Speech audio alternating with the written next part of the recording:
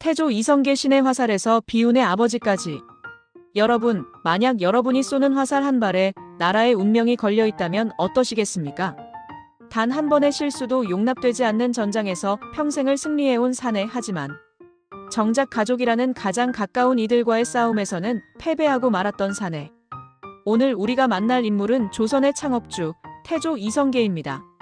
그는 고려의 변방 출신이라는 한계를 뚫고 스스로 왕이 된 혁명가였지만 한편으로는 자식들이 서로 칼을 겨누는 비극을 지켜봐야 했던 슬픈 아버지였습니다. 신화가 된 무사 이성계의 진짜 이야기를 시작합니다. 1. 전설의 시작 백발백 중의 신궁. 이성계는 고려의 주류 사회가 아닌 지금의 함경도 변방에서 자랐습니다. 거친 야생에서 자란 그는 활쏘기의 달인이었죠. 기록에 따르면 그는 수백보 밖에서도 적의 투구끈을 맞췄고 날아가는 새를 쏘아 떨어뜨리는 것은 예산일이었습니다. 당시 고려는 밖으로는 왜구와 홍건적이 쳐들어오고 안으로는 권문세족이 부패한 지옥 같은 상황이었습니다. 이성계는 나타나는 적마다 괴멸시켰습니다. 특히 황산대첩에서 아지발도라는 무시무시한 왜구 장수를 사살한 사건은 그를 고려의 영웅으로 만들었습니다. 백성들은 임금보다 이성계를 더 믿고 따르기 시작했습니다. 2. 위화도 회군 운명의 물줄기를 틀다. 1388년 고려의 실권자 최영 장군은 이성계에게 명나라를 공격하라는 명령을 내립니다. 하지만 이성계는 반대했습니다. 작은 나라가 큰 나라를 치는 것은 옳지 않으며 여름철에 군사를 일으키는 것은 전염병의 위험이 있다. 이것이 그 유명한 사불가론입니다. 하지만 명령은 강요되었고 이성계는 비 내리는 압록강 위화도에서 멈춰 섰습니다. 그는 결단했습니다.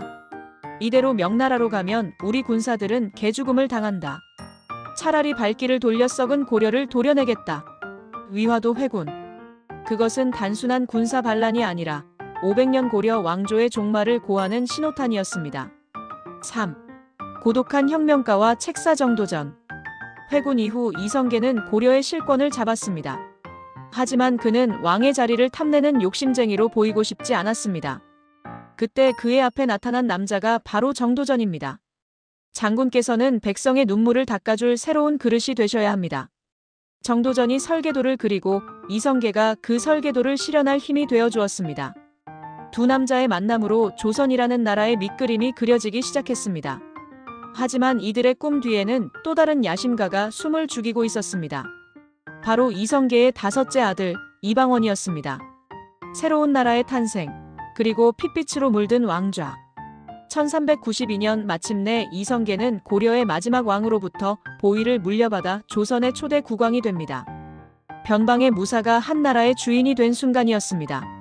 하지만 왕관의 무게는 상상 이상으로 무거웠고 그 무게를 버티지 못한 것은 이성계 본인이 아니라 그의 아들들이었습니다. 4. 두 아내와 8아들 비극의 씨앗. 이성계에게는 두 부인이 있었습니다. 조강지처인 신의왕후 한씨와 그가 지독히도 사랑했던 두 번째 부인 신덕왕후 강씨였죠.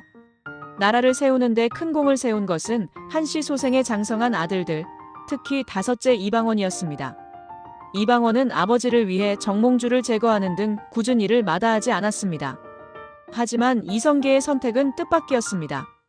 그는 신덕왕후 강씨의 막내 아들, 겨우 어린아이였던 이방석을 세자로 책봉합니다.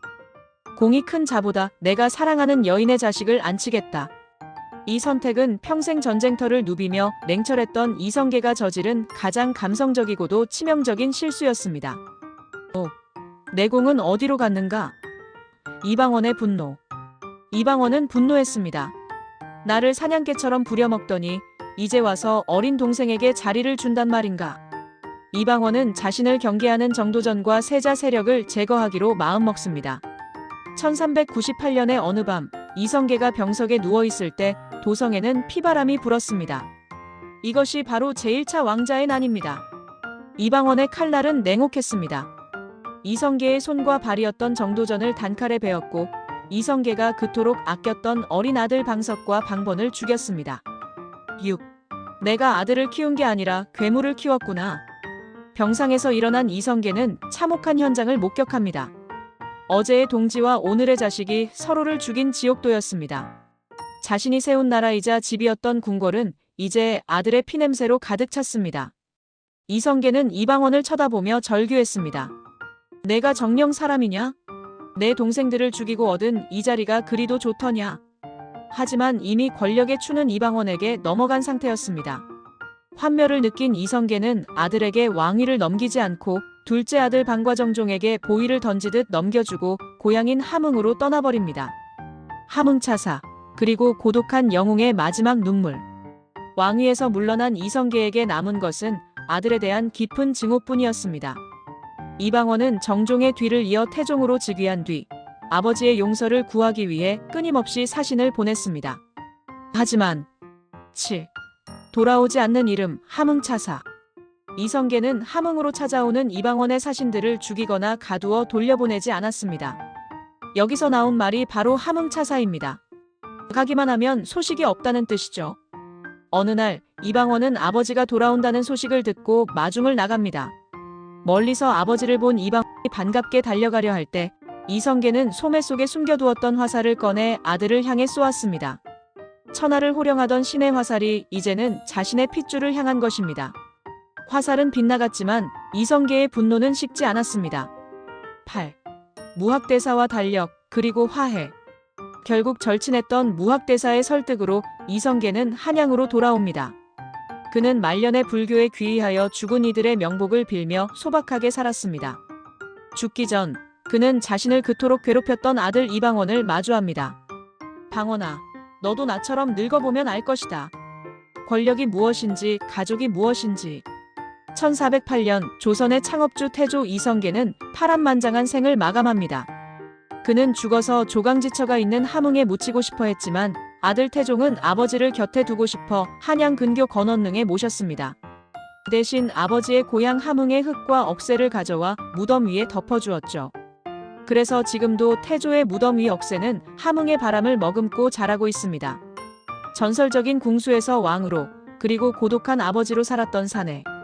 조선이라는 거대한 항해를 시작한 그의 화살은 비록 가족의 심장을 아프게 했지만 그가 세운 조선은 500년이라는 긴 세월 동안 우리 역사의 든든한 버팀목이 되었습니다.